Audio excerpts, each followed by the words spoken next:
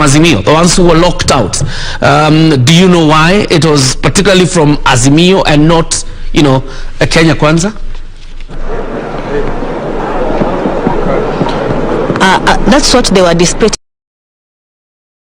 yesterday, saying that their fellows from the Kenya Kwanza had been allowed in, but what we were able to find out is that the issue was on accreditation, which was after the 4-hour wait outside the gate. Thereafter, they were able to be given the accreditation. They were let in. We walked with them all the way to the Uchaguzi Hall, but when they got here, there was a lot of commotion at the entrance, and because of that, then the commissioners or the IEBC officials as well as the security officers locked the doors so as to prevent more commotion at the door, and therefore they were redirected to the VVIP room where they sat, and later on I think they were addressed because we're not able to see them inside the hall, but as the day progressed, we were able to see some of the politicians who were allowed in with the reason saying that they had come to observe the whole process.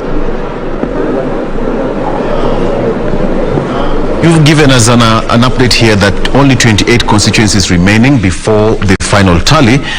What are the indicators? Because it seems like now there is some good progress, and at the back there we can see a huge number of police officers at the auditorium. What would you say about that?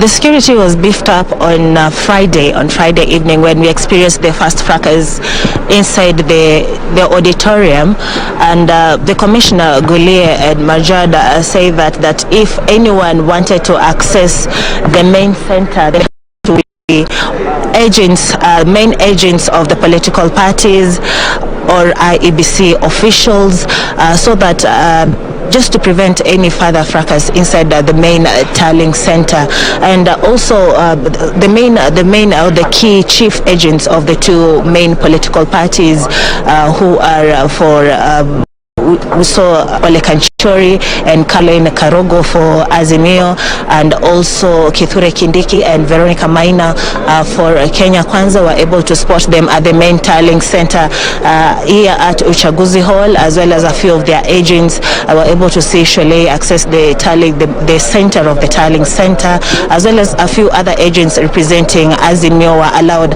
but not all the politicians who are inside this auditorium, just to prevent, so they're just keeping order.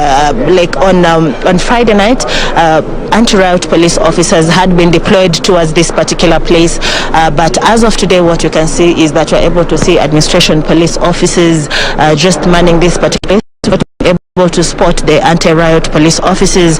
But if they'll be deployed, then we'll be able to tell our viewers, and also if anything emerges, I think they'll be able to control the situation. Right. Because as we were walking in at the entrance, security is very tight, because now we are required to have not only the main accreditation card given by the IEBC, but also the MCK card and also your national ID. Okay, Sarafina, there's another question I asked you. You said there's only 28 constituencies remaining. Some hope at the end of the day? We expect them to be announced any moment from now, because what you can see from the center, there's very less activity, and when we walked in, we were able to see activity in just one table, but as of now, a few minutes ago before we started doing this live link, we saw them clapping, so maybe it was an indication that they had finished the process. And if I can see on what is going on in some of the tables at the center, there's actually no activity that's going on. The only table that finished.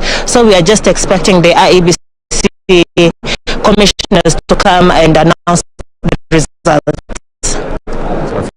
Nairobi. Thank you so much. Please stand by and have that